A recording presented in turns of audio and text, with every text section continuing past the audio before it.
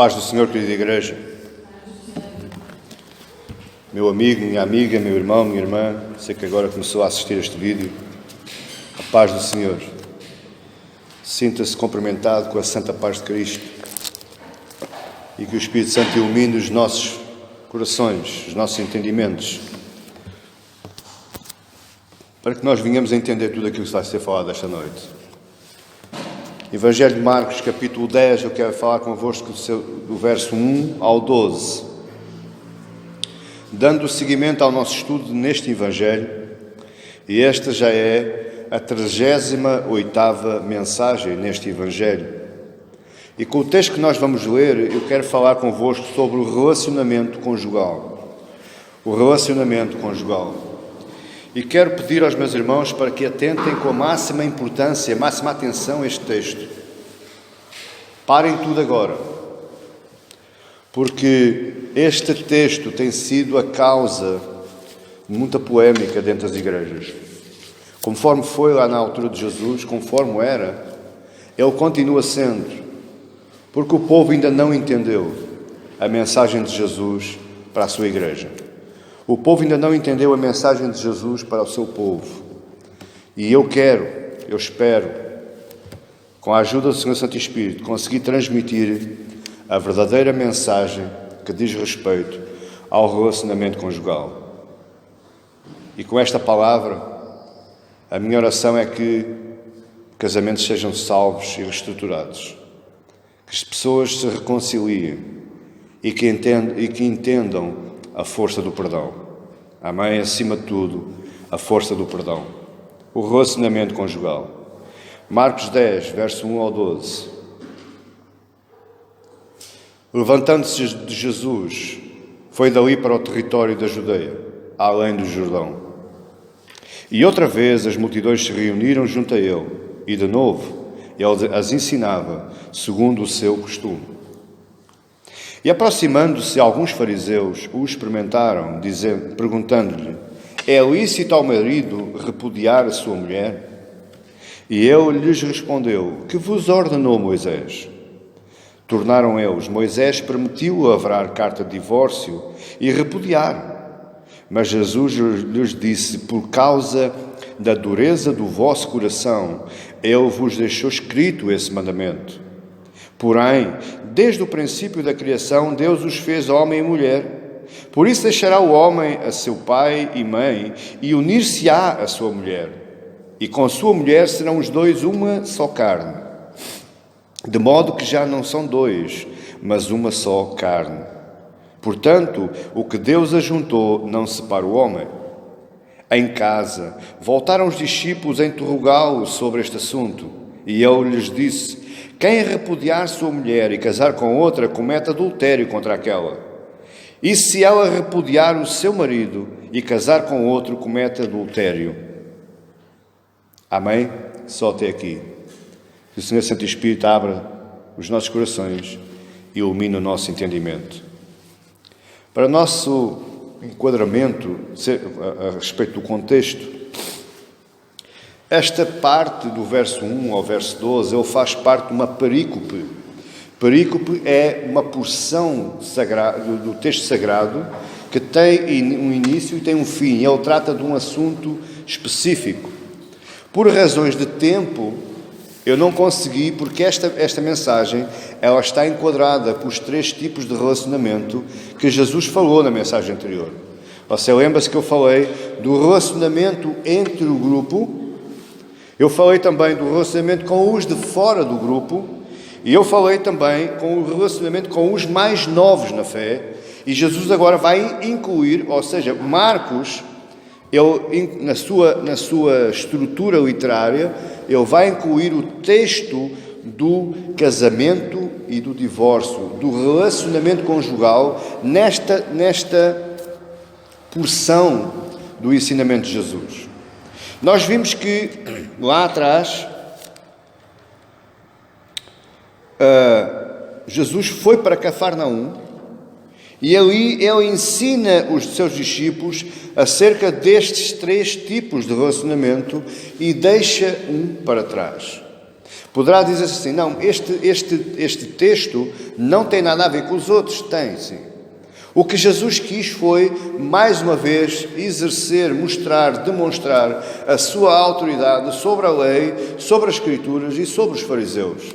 Porque quando ele diz que vai, levantando-se Jesus, ele sai de Cafarnaum e vai para o território da Judeia. Ou seja, ele desce mais um pouco e vai para a Judeia. O sítio da Judeia eu não lhe consigo dizer, porque não, a Bíblia não me diz, mas ele vai para o território judaico, da Judeia. E ali as multidões o cercam novamente para ouvir o seu ensinamento, e com as multidões, quem é que aparece? Os fariseus, com um objetivo específico, experimentar a Jesus. Diz lá no verso 2, e aproximando-se alguns fariseus, o experimentaram, foram-no testar a ver se conseguiam pegar Jesus pelas suas palavras, e você já vai perceber porquê. Você já vai ver qual era o objetivo dos fariseus ao fazerem este tipo de pergunta a Jesus. E como eu disse, meus amados irmãos, este é um dos temas mais controversos e mais debatidos no meio dito cristão. E quando eu falo meio cristão, eu não estou falando meio evangélico, porque existem outras igrejas que não são evangélicas, que se denominam cristãs, nomeadamente as seitas e a Igreja Católica Romana. E isto é debatido fortemente, e parece que ninguém quer chegar a uma conclusão quando Jesus claramente nos mostra aquilo que ele próprio pensa acerca do relacionamento conjugal. E aqui o tema é o casamento e o divórcio. Há ideias pré-concebidas acerca do casamento e há ideias pré-concebidas acerca do divórcio. Nem numas nem noutras existe consenso entre os vários pensadores da teologia cristã.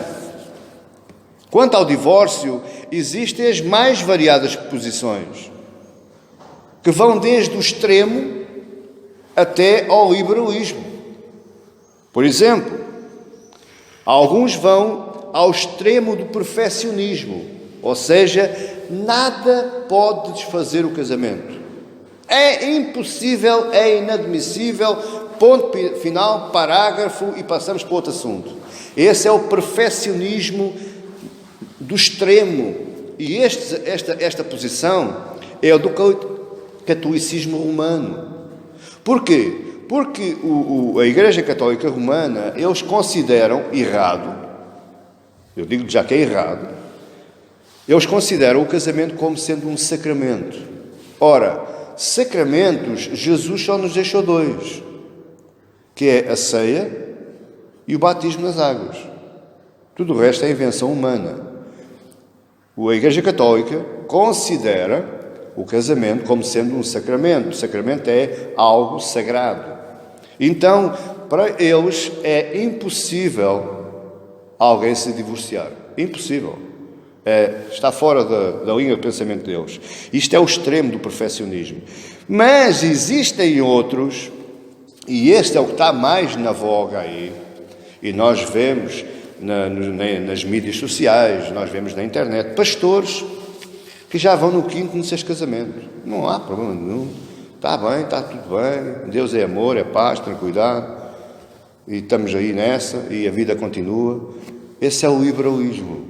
Eles encaram o casamento e o divórcio como uma coisa completamente banal, exatamente pegar num copo de água e beber. E daí, e por causa disso, é que existe o debate, o choque.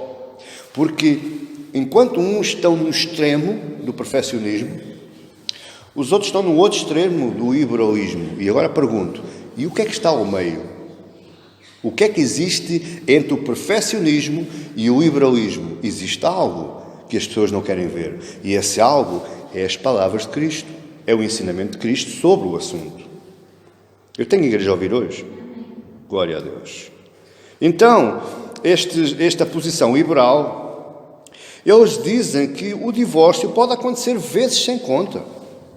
Ou seja, qualquer assunto, desagradável ou não, a gente divorcia-se, mas fica amigos, e vamos jantar fora um dia destes, tudo bem, abraçamos e até congregamos na mesma igreja, não há problema nenhum, tomamos a ceia juntos.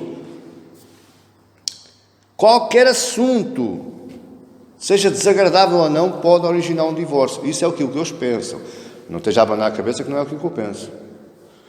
Não pensa que eu estou aí a concordar com isto. Eu só estou a falar. Isto é a visão liberalista. E quando eu falo em liberalista, por incrível que pareça, nos vários setores, nos vários vértices da teologia cristã, existem vários vértices.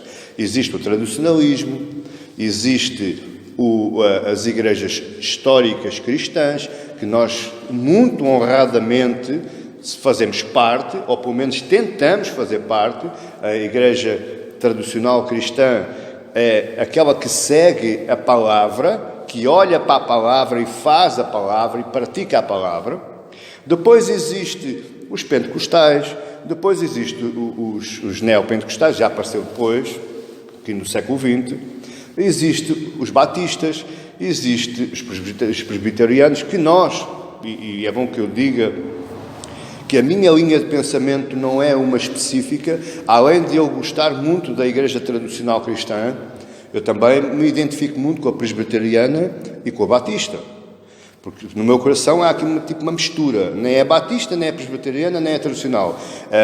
Eu olho, junto aquilo que é bom, faz conta que você mete, agora saindo aqui um pouco da mensagem, você mete uma panela com leite puro a ferver, ao fogo, e quando ele começa a ferver, o leite fica em baixo, aquela natazinha que dá para fazer muitas coisas, ela fica em cima. E é isso que eu faço. Eu tiro a nata, aproveito a nata e o resto fica.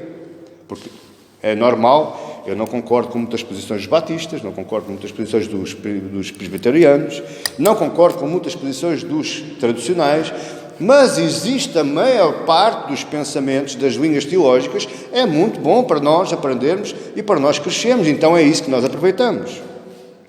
E depois existem os liberais e os neoliberais, também agora no século passado, no século XX, que deu origem às igrejas neopentecostais, nomeadamente as igrejas apostólicas modernas e a Igreja Universal do Reino de Deus. E nós vemos, não precisamos falar sobre isso, nós vemos a tristeza que é. E qualquer coisa pode originar um divórcio, pode-se casar de qualquer maneira, não há problema nenhum, Deus é amor. Nós vamos ver se realmente Deus é mesmo amor. Jesus é amor, sim, mas Jesus é um espírito de ordem. O Espírito Santo não é desordeiro, Jesus não é desordeiro, existe uma ordem para as coisas. E Ele deixou essa ordem bem escrita, bem tratada. E Ele, antes de descer a Jerusalém para ser crucificado, Ele tratou bem deste assunto.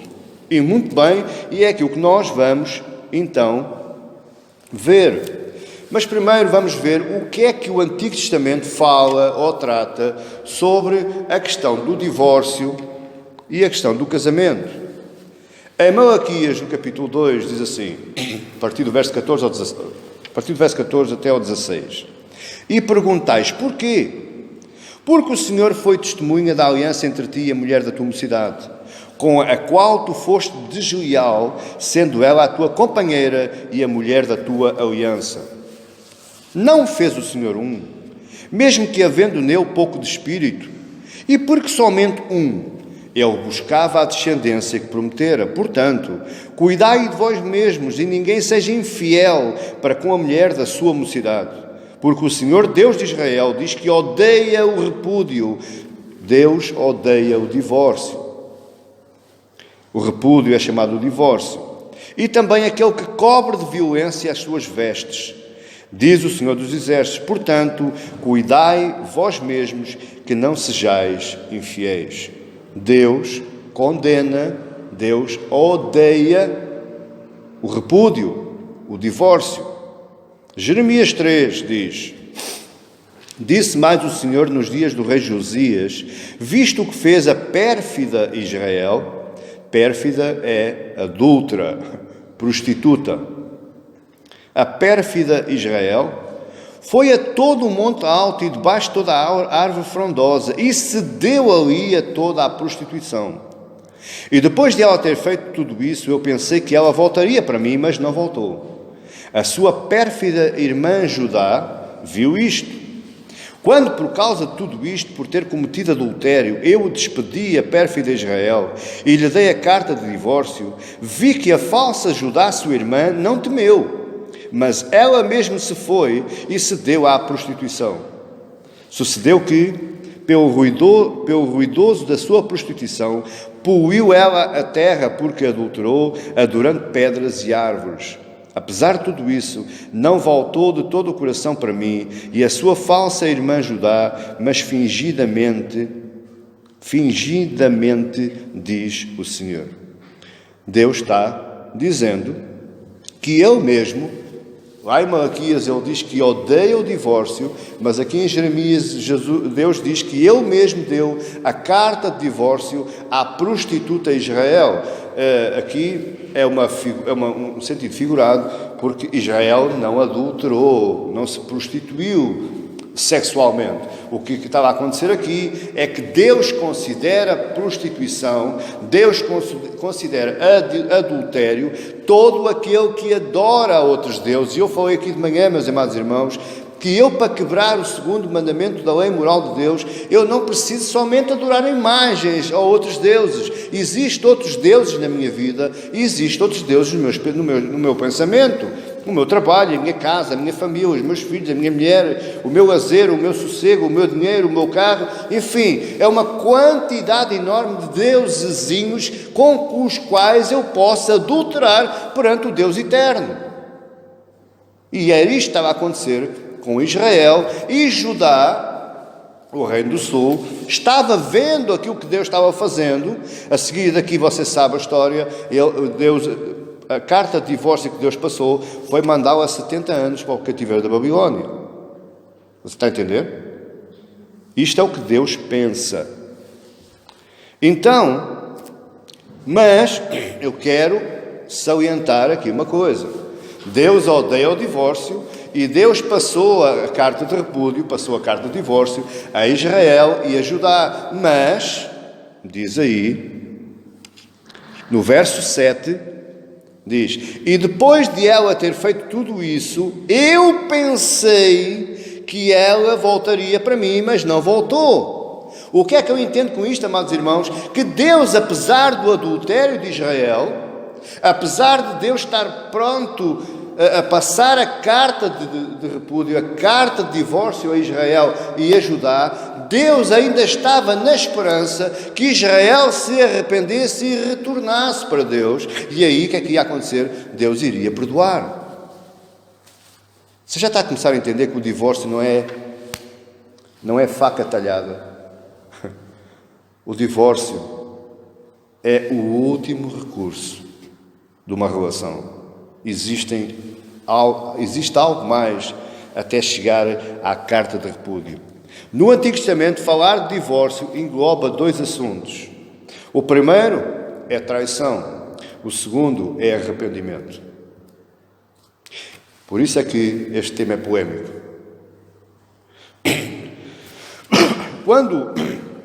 Quando Jesus, ao ser interrogado pelos fariseus, no verso 3, ele diz: e ele lhes respondeu: que vos ordenou Moisés? O que é que Jesus estava falando? Jesus estava falando de Deuteronômio 24, que é a passagem da lei que trata sobre este assunto. E Deuteronômio 24, do verso 1 ao verso 4, diz assim, presta atenção, porque isto é bom nós tomarmos atenção, para nós não sermos levados em toda a onda, em toda a doutrina, em todo o pensamento. Você até pode ser intitulado de ignorantezinho, mas se você estiver debaixo da palavra, você não é um ignorantezinho. É o que pensavam que Jesus era. É o coitadinho, é um ignorantezinho. Nós, os fariseus, nós, os escribas, somos o Senhor da lei, estamos muito acima dele, mas eles enganaram-se. Porque na mente de Jesus só estava uma coisa: a Escritura e a Escritura. E ele vai responder com a Escritura. Ele diz: que vos ordenou Moisés? E os fariseus respondem a Jesus da mesma forma. Eles responderam a Jesus pelas Escrituras. Moisés permitiu lavrar a carta de divórcio e repudiar. Vamos ao Deuteronômio 24, dos versos 1 ao 4, diz assim: se um homem tomar uma mulher e se casar com ela, e se ela não for agradável aos seus olhos, por ter ele achado coisa indecente nela, e se lhe lavrar um termo de divórcio e lhe der na mão e a despedir de casa, e se ela saindo da sua casa for e se casar com outro homem, e se este a aborrecer lhe lavrar também um termo de divórcio e lhe der na mão e a despedir da sua casa, ou se este último homem que a tomou por mulher vier a morrer, então o seu primeiro marido que a despediu não poderá tornar a desposá-la para que seja sua mulher, depois que foi contaminada, pois é abominação perante o Senhor. Assim não farás pecar a terra que o Senhor teu Deus te dá por herança. Esta foi a porção da lei que Deus deu através de Moisés ao povo acerca deste assunto. Agora repare, diz muita coisa aqui, não diz. O que é que diz? Se houver um casamento em que o homem se aborrecer, diz, não for agradável aos seus olhos, o homem se aborreceu da mulher, isto é uma parte interessante que a gente já vai desenvolver. O homem se aborreceu da mulher e diz, mulher, vai-te embora, não quero mais nada contigo. E a mulher vai. E a mulher vai e casa com outro. Ao casar com outro, ela já não pode retornar. Portanto, se o segundo marido morrer, ou se divorciar também, ela já nunca mais pode voltar novamente ao primeiro marido, porque isso é abominação, diz que ela está contaminada. Isto é o que a lei diz. Portanto, o divórcio existe divórcio se ele não for agradável aos seus olhos e ter achado coisa indecente. Isto foi o que Moisés disse. Agora, preste atenção. O que é coisa indecente? O que é que nós podemos entender aí no verso 1, e se ela não for agradável aos seus olhos, por ter ele achado coisa indecente nela? O que é esta coisa indecente nela? Aqui é que está o cerne da questão, e aqui é que eu quero que você perceba. Indecente quer dizer nudez, ou que expôs a sua nudez.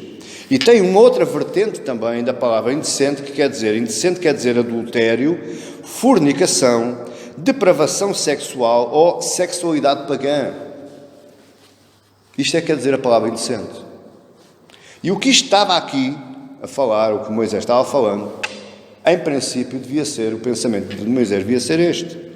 Ou que ela expôs a sua nudez, porque a mulher não podia expor a nudez senão ao marido e só à noite.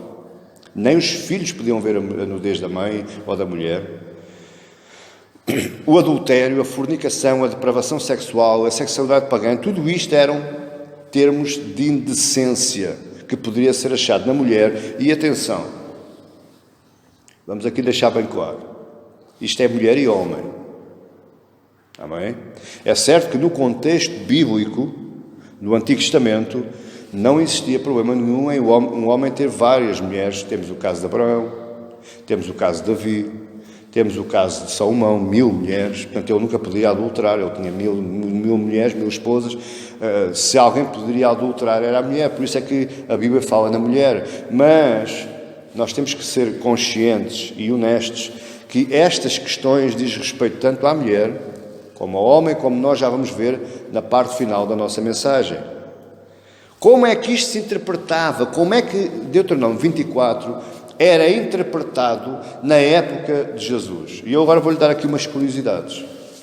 Porque você pensa que a depravação do pensamento é só agora, no século XXI.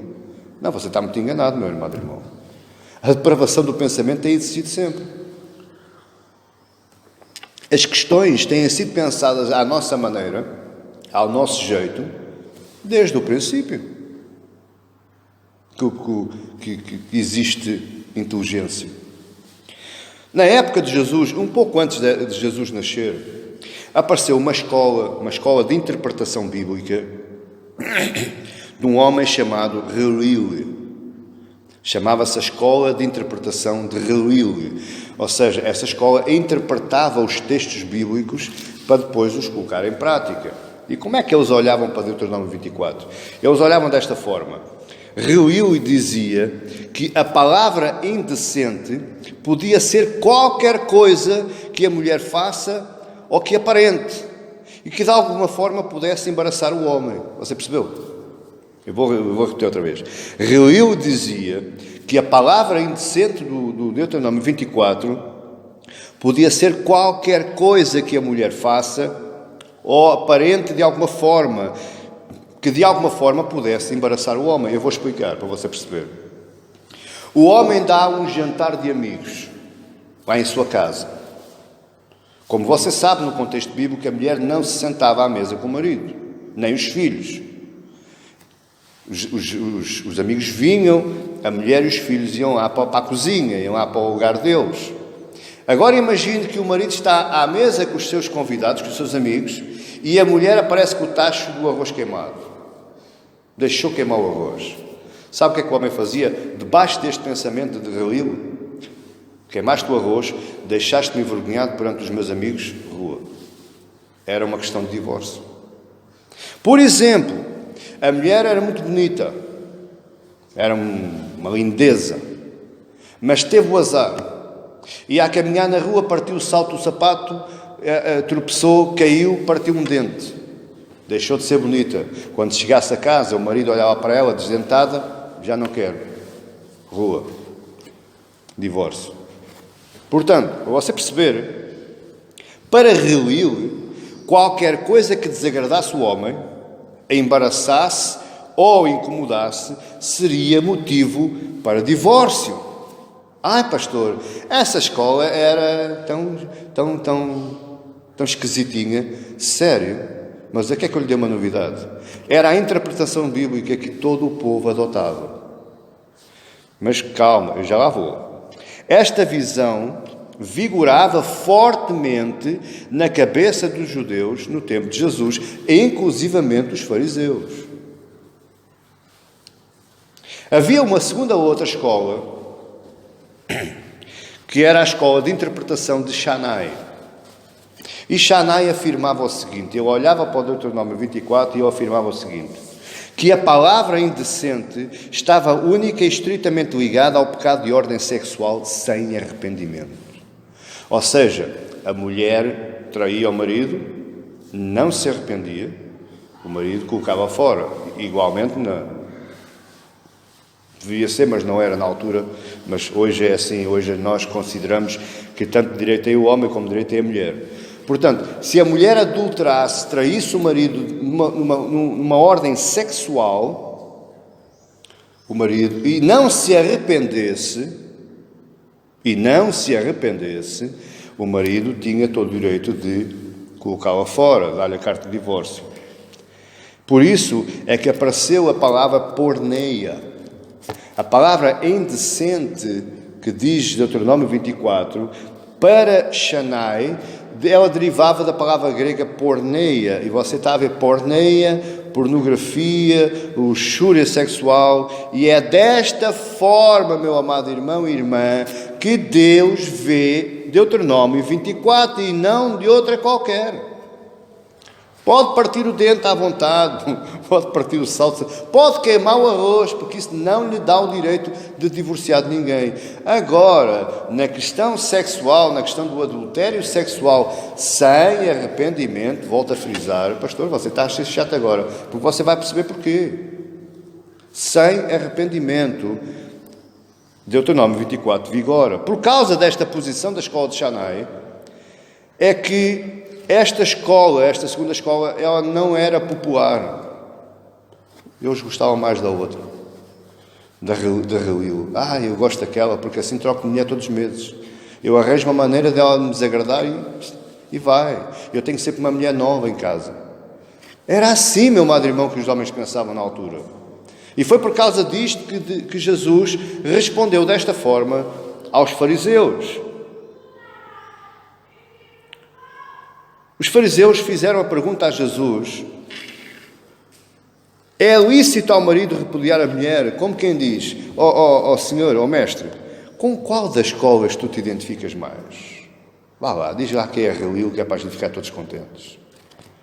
Só que, por incrível que pareça, Jesus foge ao assunto.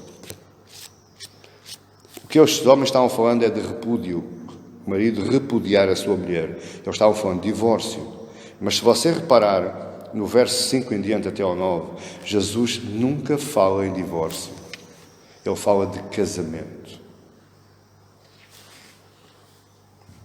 Jesus não satisfaz de forma nenhuma a curiosidade dos fariseus.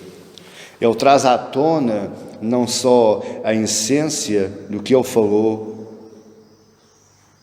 das Escrituras, porque ele próprio, Jesus foi ele que deu a lei. Melhor que ele, ninguém conhecia a lei, porque ele próprio foi ele que a falou a Moisés. Ele traz essa essência das Escrituras, como também ele traz ao debate, presta atenção que eu lhe vou dizer, a essência do coração de Deus quando à sua criação. O que é que quer dizer com isto? O que é que estava no coração de Deus quando Deus criou o homem e a mulher e os uniu? O que é que Deus estava pensando? Você já pensou nisso? Você acha que Deus é um Deus tão distante, tão déspota, tão estático, que Deus não tinha um pensamento, uma ideia de quando formou o homem e a mulher? Será que você imagina que Deus não estava pensando em algo? Estava sim. Estava pensando em algo. E a pergunta é, porquê é que Jesus responde de forma contrária à pergunta feita? Porque a ênfase, o desejo dos fariseus estava no divórcio e não na graça de Deus que está implementada no casamento. Eles estavam tratando da separação e estavam tratando da separação de uma forma muito banal, muito libertina. Porque, conforme eu lhe disse, eles eram adeptos da escola de Relil. Qualquer coisa servia para mandar a sua esposa embora. E eles estavam completamente descansados. E também porque aí no verso 2, nós vemos que a pergunta dos fariseus era ofensiva. Eles estavam experimentando Jesus. Porquê é que estavam experimentando Jesus? Porque se Jesus fosse falar aquilo que era verdadeiramente para falar, poderia ter um fim exatamente igual ao João Batista. Você sabe porque é que João Batista perdeu a cabeça? Porque ele chamou adúltera a Herodias. Porque Herodias era casada com o irmão de Herodes e divorciou-se do irmão de Herodes para casar com Herodes. E João Batista chegou e chamou-lhe adúltera, aos dois adultos, vocês são adúlteros. Porque esse casar com a mulher do irmão é contra a lei de Deus. E por causa disso ele perde a cabeça. Literalmente. Quero dar uma nota. Naquela época era bastante normal a carta de divórcio por parte dos homens por aqueles motivos que nós falámos lá atrás. Era muito normal. E nós vemos na história o que aconteceu no comportamento de Herodes e a morte de João Batista. O que eles queriam era comprometer Jesus, isso é claro, no texto está claro, que eles queriam comprometer Jesus, colocando-o em xeque contra as autoridades judaicas. Você repare se Jesus fosse dizer assim, a escola de Relil é a melhor, portanto qualquer assunto dá para divórcio. E eles diziam, então, aquilo que tu pregaste lá para trás já não presta. Aquilo que tu pregaste no Sermão do Monte é para rasgar.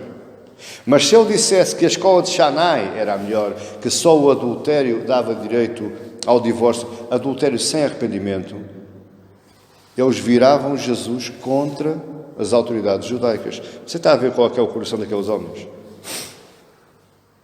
Jesus se distancia da questão do divórcio, mas ele vai se vincular à bênção do casamento. E é aqui que eu quero agora falar convosco, a bênção do casamento. E porquê é que ele faz isso? Porque Jesus olha para o divórcio como resultado da dureza do coração dos homens. Isto aponta para a fraqueza e para a obstinação do coração humano. Isto aponta para aquelas pessoas que estão indisponíveis para se arrepender e também para aquelas pessoas que estão indisponíveis para perdoar.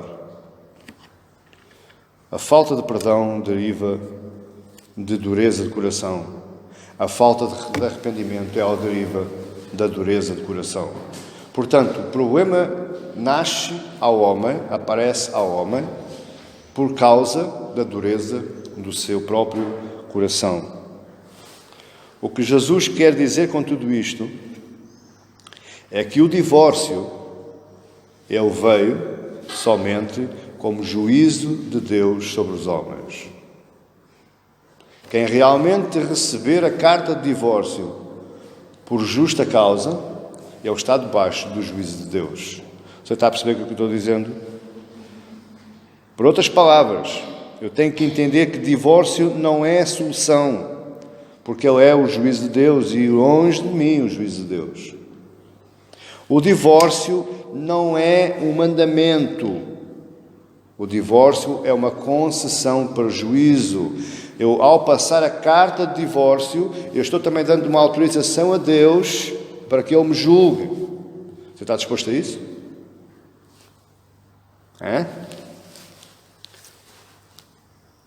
E agora repare uma coisa muito importante que nós temos que compreender acerca deste assunto. Que muita gente se esquece, infelizmente. Eu estava escrevendo esta mensagem e estava-me lembrando das pessoas que já passaram para a minha vida, inclusivamente os meus pais, inclusivamente eu. Divórcio, meu amado irmão, traz dor. Eu divorciei-me na boa. Mentira. É mentira. Eu desafio qualquer um a ser honesto comigo. Divórcio, separação, traz sempre dor. Dor para o que causa e dor para o que recebe. Principalmente para quem recebe, porque recebe dor duas vezes. Primeiro porque foi traído e segundo porque se vê uma vida toda destruída. Portanto, não me venha dizer que divorciei-me na boa. Mentira. Mentira. Esse homem que diz isso é mentiroso. Porque divórcio traz sempre dor. E mais ainda, o casamento é uma bênção. Casei-me é uma bênção, a minha mulher é uma bênção. Não, você tem que ver o casamento de uma outra forma. Não é quem está casado consigo. É o que é que está por trás do seu casamento. Porquê? Porque o matrimónio é um mandamento social instituído por Deus antes da queda do homem. O matrimónio é um mandamento social instituído por Deus antes do pecado e muito antes da lei. E isto é que Jesus nos está remetendo. Ele está nos remetendo para a criação. Ele está nos remetendo não para Deuteronômio 24, mas Ele está nos remetendo para Gênesis 2. E não é a primeira vez que Jesus nos faz isso. Gênesis 2, 24 e 25 diz: por isso, deixa o homem pai e mãe e se une à sua mulher, tornando-os os dois uma só carne. Olhe para mim, por favor, e perceba. Quem era o pai e a mãe de Adão e Eva?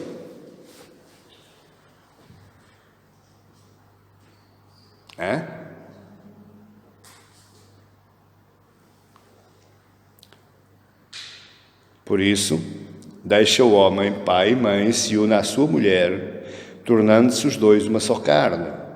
Ora, um e outro, o homem e sua mulher, estavam nus e não se envergonhavam. O que Deus está fazendo é instituindo o primeiro dos seus mandamentos. Pastor, não percebi. Eu vou explicar melhor com mais calma para você perceber. O primeiro mandamento que saiu da boca de Deus, presta atenção e deixa os barulhos.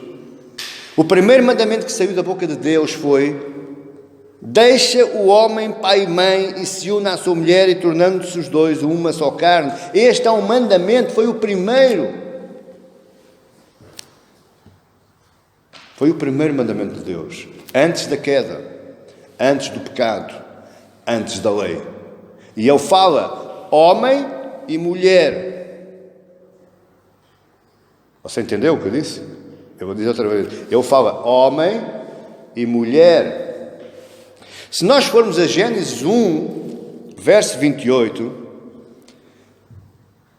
Adão e Eva, quando foram feitos, Adão primeiro, Eva depois,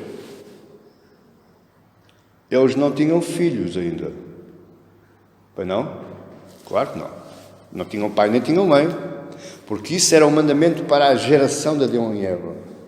Deus estava ordenando a Adão e a Eva para que eles dessem esse mandamento aos seus filhos. Eles diriam, filhos, deixa o pai, deixa a mãe, vai-te embora, une-te a tua mulher e forma um só. Mas Deus tinha no seu coração um outro propósito muito maior do que isso. É, pastor? É. Você não viu ainda? Porque não viu. Mas eu vou falar consigo. Gênesis 1, 28 diz: E Deus os abençoou e lhes disse: Sede fecundos, multiplicai-vos, enchei a terra e sujeitai-a, dominai sobre os peixes do mar, sobre as aves dos céus e sobre todo o animal que rasteja pela terra. Então o propósito de Deus para o casamento é, primeiro, eles se separarem da família, do pai e da mãe, unirem-se os dois, de uma forma que Deus já não vê mais homem e mulher, ele só vê uma só carne. Mas isso não pode ficar por aí. Tem que haver filhos. Sede fecundos, enchei a terra, multiplicai-vos. E por isso às vezes faz-me queimar os fígados todos. Quando eu vejo casais novos, que dizem, pastor, não, agora a gente vai tirar para o nosso curso, vamos preparar a nossa bolsa de poupança para comprarmos uma casa, para ficarmos bem na vida, e depois, mais para a frente é que a gente pensa em filhos. Meu amado irmão, isso não é de Deus. Isso não é de Deus. Isso é antibíblico. Porque o que Deus diz é, sede fecundos, multiplicai-vos e enchei a terra. Agora, eu faço uma pergunta. Não há problema nenhum, eu estou gravando. Ainda não é agora que eu vou ser preso. Eu faço uma pergunta. Como é que um homem com um homem, uma mulher com uma mulher podem ser fecundos e multiplicar? Onde é que essa situação de homem com homem, mulher com mulher, se enquadra em Gênesis 2?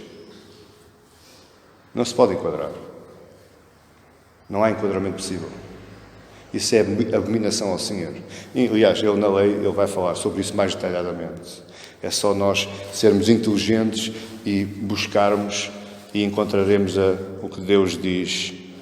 O que Deus diz sobre isso. Por isso é que à luz das Escrituras Sagradas, tudo o que se passa fora do homem e da mulher, do casamento, da união, tudo o que se passa fora disso é estranho à criação.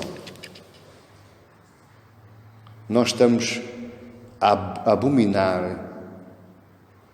Eu vou ser mais duro ainda. Posso? Nós estamos a vomitar em cima da criação de Deus. Estamos dizendo claramente de Deus, tu o que fizeste não presta, não vale nada. Se fosse eu, fazia muito melhor que isso.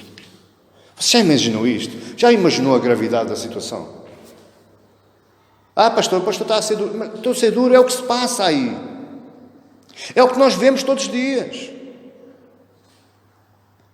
Inclusivamente agora nas escolas, ensinando criancinhas de 6, 7 anos a mudar de sexo. Se não estiveres bem sendo homem, muda para a mulher. Não há problema nenhum. Eu estou a falar de crianças de 6, 7 anos. Veja a depravação total da raça humana hoje. Por muito menos que isso, meu amado irmão, olha o que eu lhe vou dizer. Por muito menos que isso, Satanás foi expulso do céu. Por muito menos. Satanás não fez nem 10% daquilo que o homem anda fazendo hoje. Porque Satanás só queria ser igual a Deus. Brilhar tanto como Deus. Nós hoje queremos brilhar mais que Deus, queremos fazer mais que Deus, queremos ser maiores que Deus e termos ideias melhores que Deus. Se nós hoje pudéssemos, nós subíamos ao trono do terceiro céu e sentávamos lá. Nós estamos a vomitar em cima da criação de Deus. Por isso Jesus fala desta forma. Casamento instituído por Deus é entre um homem e uma mulher. E o casamento instituído por Deus é um ato exclusivo do ser humano. Não há mais ser nenhum à face da terra que se possam casar, que possam se unir pelos laços do matrimónio. Somente o ser humano. Você está a entender isto? Verso 7. Por isso deixará o homem a seu pai e a sua mãe. Onde é que a gente leu isto? Gênesis 2. Jesus remeteu este povo, os fariseus, para a criação. Jesus está nos remetendo hoje para a criação, porque, meu amado irmão, se você não tiver os olhos na criação, você não é ninguém espiritualmente hoje. Porque lá, assim como, eu vou dar um exemplo que não se enquadra bem, mas para você entender. Assim como todo o ensinamento cristão está no Sermão do Monte, assim também a atitude do cristão, a vida do cristão está na criação, porque a essência, o pensamento de Deus para o homem está lá. E não está aqui. Está lá, desde o princípio.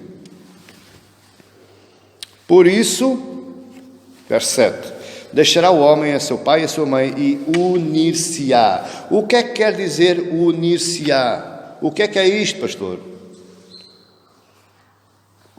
A palavra, o verbo unir-se-á, ele traz uma ideia, uma aliança, um pacto, um contrato. E esta aliança, ela está intimamente ligada a Cristo. Porque Paulo vai dizer, amai, lá em Efésios, e vós homens, amai as vossas esposas como Cristo amou a igreja. Portanto, o nosso matrimónio, veja a importância disto. O nosso matrimónio, o nosso casamento, ele está intimamente ligado com Cristo. Ele é semelhante, ele é figura daquilo que vai acontecer um dia, lá em cima nas bodas, quando ele receber a sua noiva. Ele lá vai casar com a sua noiva. Ele lá vai receber a sua noiva. Deus, à frente de Deus o Pai, ele vai celebrar o casamento, o pacto, o contrato, da mesma forma como nós fazemos aqui nesta terra, com as esposas e com os esposos. O casamento é uma representação direta do relacionamento de Cristo com a igreja, e quando eu falo igreja, eu não falo de espaços, eu estou falando de pessoas. Eu quero deixar aqui mais uma curiosidade para você perceber qual é a importância do casamento. Veja o verso 7 visto com os olhos de Jesus. Amém? Vamos lá? Então o verso 7 diz assim: por isso deixará o homem a seu pai e a sua mãe. Deixar o pai e a mãe é dar um sinónimo de exclusividade, ou seja, a vida daquelas dois seres, homem e mulher, vai ser exclusivamente deles. É uma vida de exclusividade. Deixa o pai, deixa a mãe, deixa o tio, deixa o primo, deixa tudo. Fecha a porta, és tu e ele, ali, exclusivos. Seguindo, deixará o homem a seu pai e a mãe, e unir-se-á à sua mulher. Isto tem o sinónimo de pactualidade. Eles uniram, eles concordaram, eles firmaram um acordo os dois. Tem um sinónimo de pactualidade, um pacto, uma aliança. E depois, continuando na sequência, unir-se-á o homem a sua mulher, e com a sua mulher serão os dois uma só carne, uma só carne. Isto quer dizer intimidade. Eles são uma só carne. Não quer dizer que eles vão se unir, tipo duas gelatinas, uma amarela e uma vermelha, e fica lá uma mistura. Não é o bom mármore. Não, quando Jesus diz uma só carne, quer dizer que eles vão ficar intimamente unidos, ligados. Amém, igreja? Por isso é que é muito esquisito e muito estranho quando os filhos dormem na cama dos pais. É muito estranho isso, biblicamente falando, mas eu não vou entrar por aí agora. Não interessa para o nosso tema de hoje. Este é o cerne. Esta é a essência da cristão. A intimidade só pode existir entre os cônjuges. Não pode existir terceiros elementos. O que é que eu não percebo? Eu vou-lhe explicar. Tudo o que se passa no casamento, na vida daqueles dois cônjuges, homem e mulher, só a eles diz respeito e mais ninguém tem que lá meter. O velho ditado diz entre marido e mulher, não metas a colher. Esse ditado está certíssimo. Mais ninguém, nem pai, nem mãe, nem sogro, nem cunhado, nem cunhada, nem irmão, nem filhos. A vida do casal é a vida do casal. Nem os filhos podem interferir na união do casal, na intimidade do casal, no pacto do casal, na exclusividade do casal. Porque aqueles filhos um dia vão sair e eles ficam lá os dois na mesma. Não há volta a dar. Amém, igreja? Não há sogros, não há filhos, não há parentes, não há amigos. Nem o próprio pastor tem autoridade para isso. A menos que seja chamado para mediar alguma coisa. Que tema hoje? Já reparou? O que Jesus nos diz. Mas uma nova curiosidade aparece agora aqui. É que a exclusividade, a pactuidade e a intimidade, ela nos aponta para Cristo. E se você reparar, os primeiros 4 mandamentos da lei moral de Deus falam de quê? Da minha exclusividade para com Deus. Eu sou exclusivo de Deus. Aliás, Deus diz, tu és minha propriedade privada, exclusiva. Se o meu casamento estiver bem, se eu olhar para o meu casamento debaixo desta ideia, eu estou a cumprir os 4 primeiros mandamentos da lei moral de Deus. Glória a Deus por isso. Era isto que os fariseus não estavam vendo.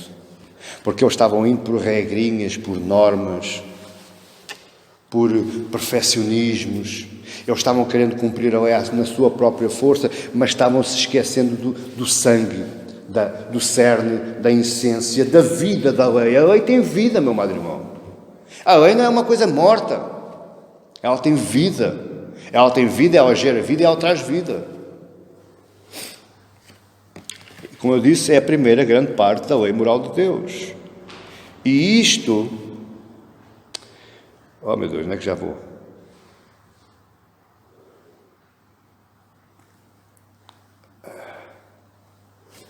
Já desapareceu aqui?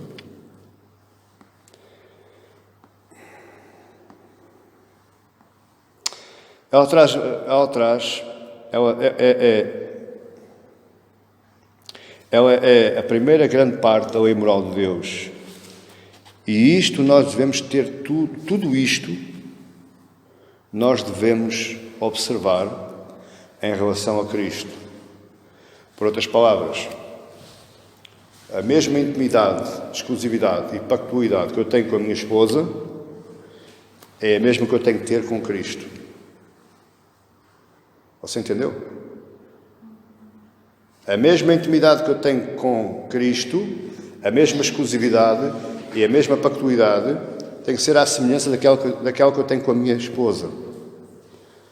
O meu casamento é o reflexo do espelho do meu casamento com Cristo, do meu relacionamento com Cristo. Se não for assim, algo está mal. Veja o que é que Paulo diz em Efésios 5, verso 31 em diante. Eis porque deixará o homem a seu pai e a sua mãe e se unirá à sua mulher e se tornarão os dois uma só carne. Olha agora, verso 32. Grande é este mistério. Mais uma vez eu pergunto, Paulo estava doido? Mas que mistério, Paulo? Eles casaram.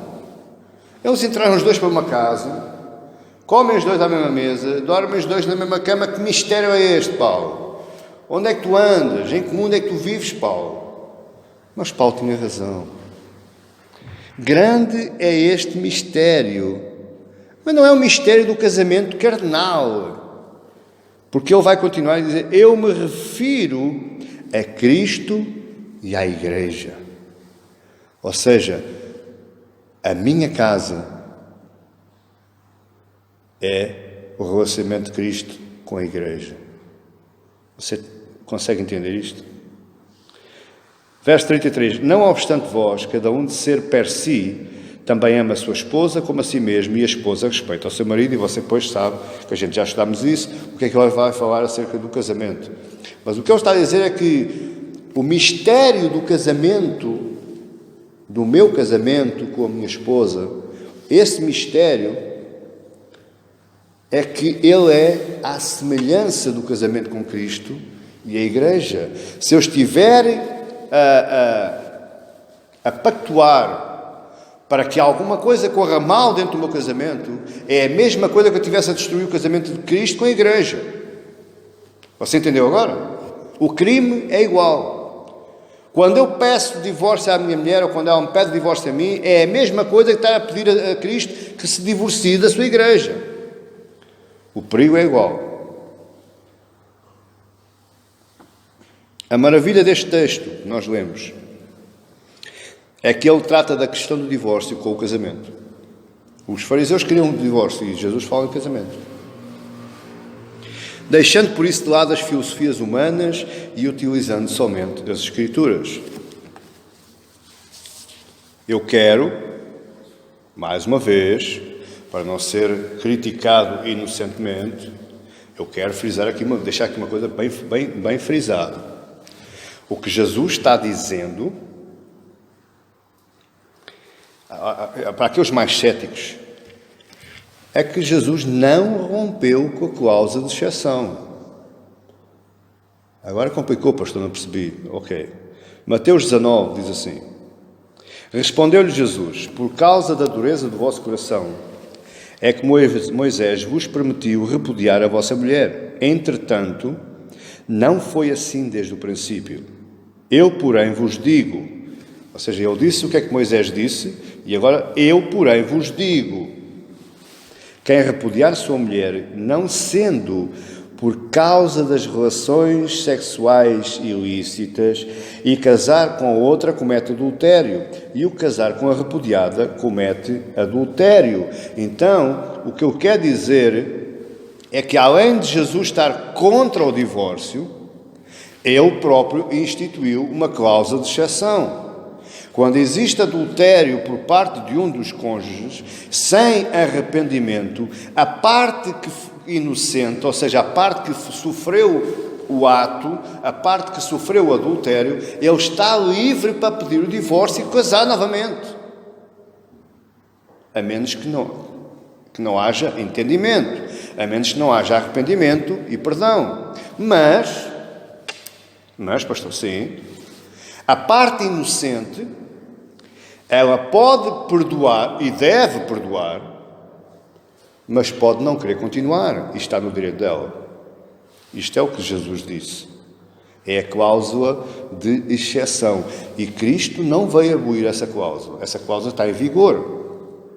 E por isso é que é nada. Eu não vou falar ainda porque já me estava a adiantar. Para você perceber, o casamento é uma aliança, é um pacto, é um contrato. Mas quem quebra o contrato não é quem sofre o adultério.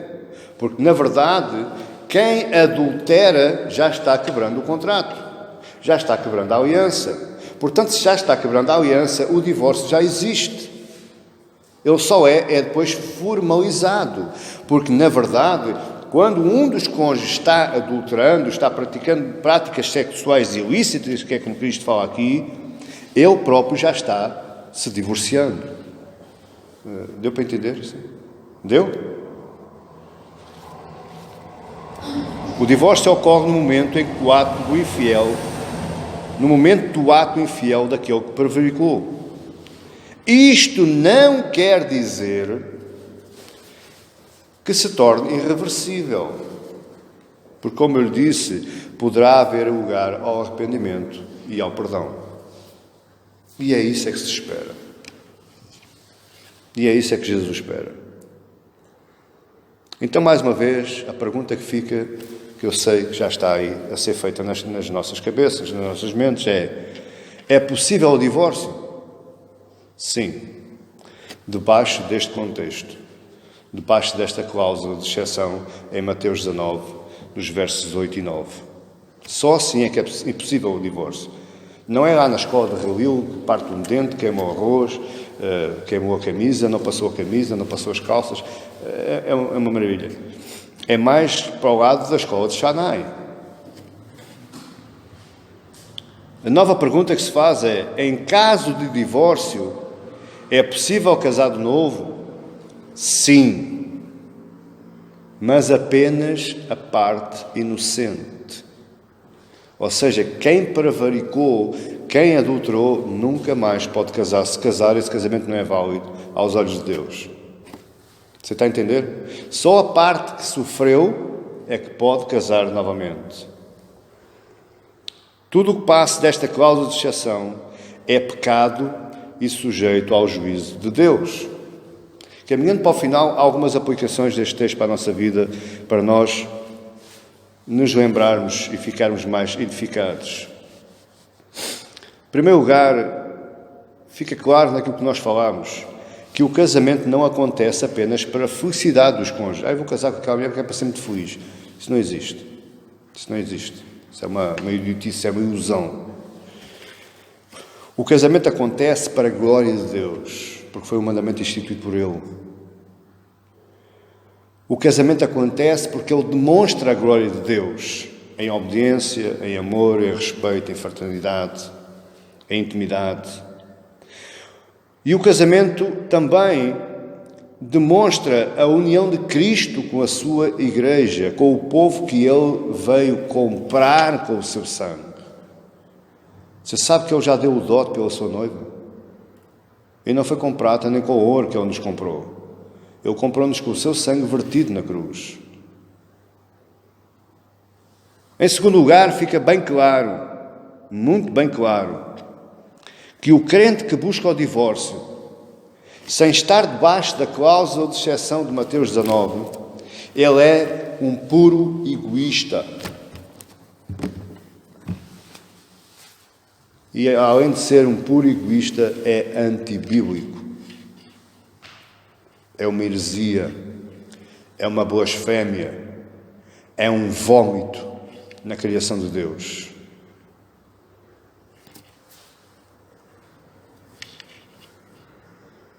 Terceiro ponto e bastante importante.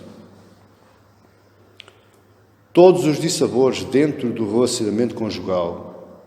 O meu casamento é um paraíso, mentiroso. Ai, que mentiroso. Todos os casamentos têm. Não há casa onde o sol não entre. Todos os casamentos têm as suas quês. Mas todos esses quês são suscetíveis de resolução. Seja eles qual for, queimou o arroz, filha, era o meu último arrozinho, não faz mal, agora comes canjinha e amanhã eu vou comprar mais arroz. Todos os casamentos têm solução. Todos os dissabores, todas as chatices são suscetíveis de resolução. E por isso é que se pede que haja lugar à reconciliação. Meu amado irmão, se eu não perdoar a minha carne, a minha própria carne, como diz lá Adão, carne da minha carne, ossos dos meus ossos, se eu não perdoar a minha carne, vou perdoar a quem? Ao vizinho, do terceiro frente? Vou perdoar à minha sogra? À minha mãe? Não. Eu tenho que perdoar à minha carne. Portanto, tem que haver lugar à reconciliação. E para haver lugar à reconciliação, tem que haver lugar ao arrependimento. A parte prevaricadora tem que se arrepender. E a parte que sofreu, a parte inocente, tem que saber perdoar. Amém, igreja? Isto é casamento. E se houver este casamento, não existe divórcio. Portanto, a questão do divórcio está colocada de parte. Porque conforme Cristo estava fazendo, Ele estava dando ênfase ao casamento e não ao divórcio. Porque o divórcio só acontece quando o casamento é mau. Quando o casamento não se entende, quando não há arrependimento e quando não há perdão. Por isso, meu amado irmão, vamos para o quarto ponto, que é na sequência disto. Veja o seu casamento da mesma forma como Cristo nos vê. E quando eu digo como Cristo nos vê, é como Cristo vê a sua noiva, a sua esposa, a igreja. Olhe como Cristo nos vê e veja dessa forma o casamento. Porquê? Porque nós pecamos, nós adulteramos todos os dias. E o que é que nós fazemos? Vamos à presença dele ao esposo. Perdoa-me, esposo. E o que é que ele faz? Não, divórcio. É isso que ele faz? Não, ele perdoa. Ele esquece. Então é assim que temos que agir. E se agirmos assim, não há lugar a divórcio. Porque nós constantemente adulteramos. Constantemente, meus amados irmãos, nós somos infiéis ao nosso noivo, a Cristo. Mas como diz 1 João, se nós nos chegarmos a Ele em arrependimento, Ele é fiel e justo e nos perdoa de todos os nossos adultérios e todas as nossas infidelidades. O casamento é um reflexo direto, nunca se esqueça. O seu casamento, ou aqueles que estão pensando casar, você vai tomar uma atitude como que um reflexo do relacionamento de Cristo com a sua igreja. Por último,